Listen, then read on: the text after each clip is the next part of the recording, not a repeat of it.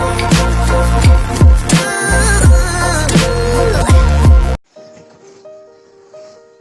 दोस्तों, स्वागत है आप सभी का आपके अपने YouTube चैनल द ज्ञान कुंभ में। और ये है द ज्ञान कुंभ की स्पेशल सीरीज द आधार ज्ञान। आधार ज्ञान में आज हम बात करेंगे फ्रैक्शंस यानी कि भिन्नों की। भिन्न जो कि परिमेय संख्याओं का ही एक हिस्सा होते हैं। चलिए शुरू करते हैं बिना किसी समय की बर्बादी के। तो चलिए आगे की क्लास के लिए हम आ गए हैं बोर्ड पर। आप भी अपने हाथों में नोटबुक और पेन ले लीजिए। तो शुरू करते हैं।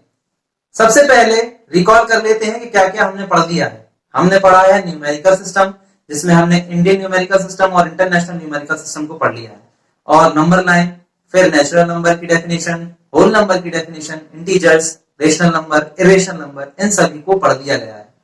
अब बारी आती है फ्रैक्शंस की। सबसे पहला प्रश्न, फ्रैक्शंस क्या होते हैं और ये कितने प्रकार के होते हैं?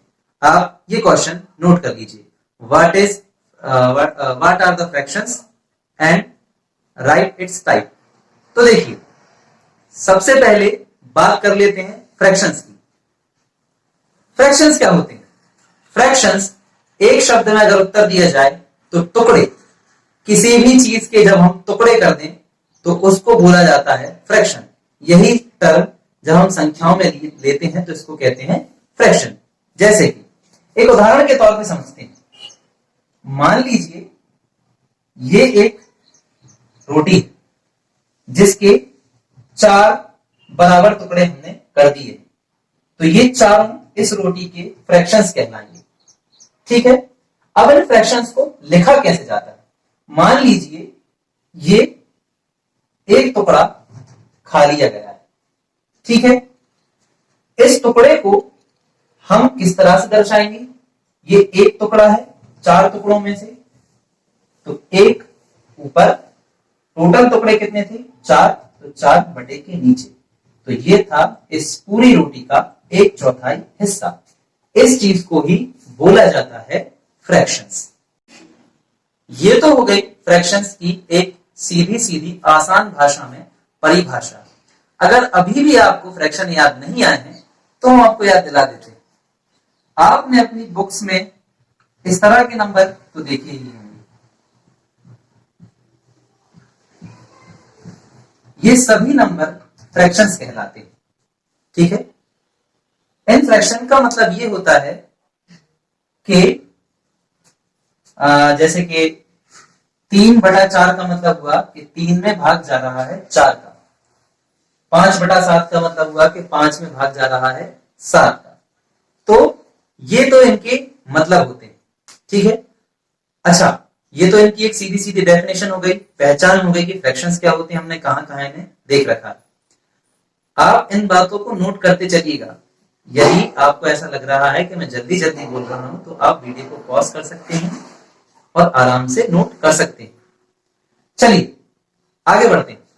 अब हम बात करते हैं फ्रैक्शंस के प्रकार की। तो फ्रैक्शंस या भिन्न मुख्यतः 3 प्रकार के होते हैं। कितने प्रकार के?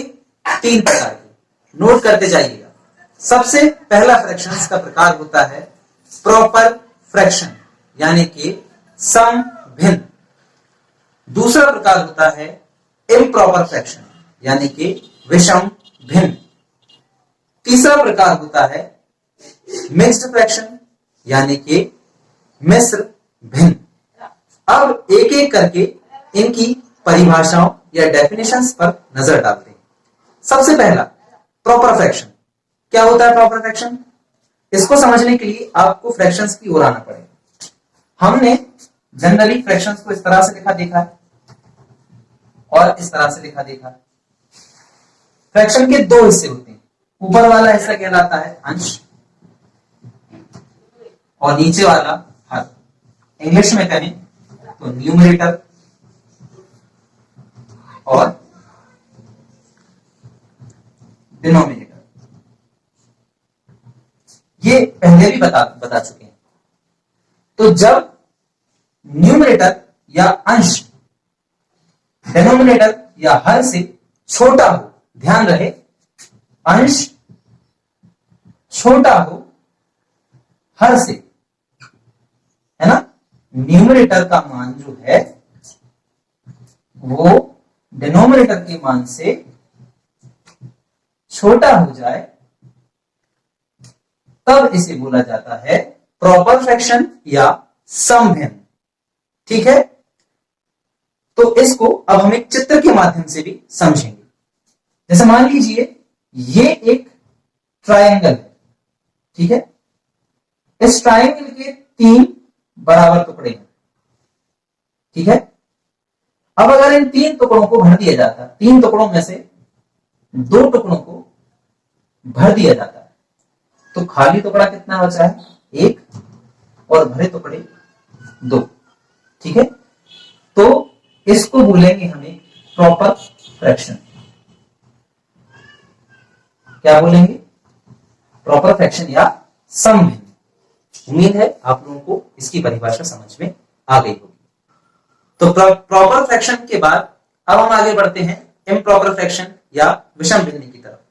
तो क्या होती हैं ये इम्प्रॉपर फ्रैक्शन? प्रॉपर फ्रैक्शन की जस्ट उलट, जिसमें न्यूमरेटर का मान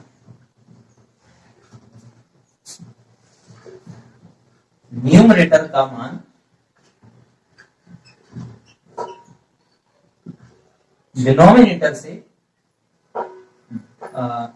बड़ा होता है, यानी अंश यहां पर हर से बड़ा होता है। प्रॉपर फ्रैक्शन में न्यूमरेटर छोटा होता था और डिनोमिनेटर बड़ा होता था, लेकिन इसमें न्यूमरेटर बड़ा होता है और डिनोमिनेटर छोटा होता है।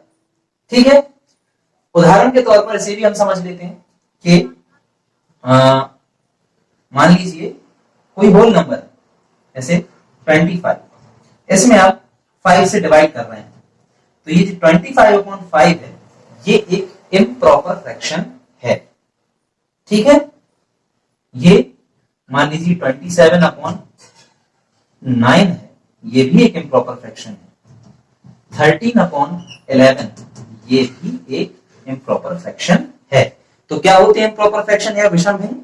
जिनमें न्यूमरेटर का मान डिनोमिनेटर से बड़ा होता है, वो इम्प्रॉपर फ्रैक्शन होते हैं। ठीक है, अब हम आगे बढ़ते हैं मिक्स्ड फ्रैक्शन की तरफ।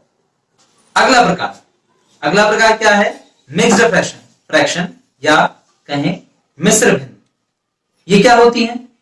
जब हम किसी होल नंबर को किसी प्रॉपर फ्रैक्शन में प्लस कर दें, ध्यान से सुने, किसी होल नंबर को किसी प्रॉपर फ्रैक्शन में प्लस कर दें तो उसे हम मिक्स्ड फ्रैक्शन कहते हैं। कैसे?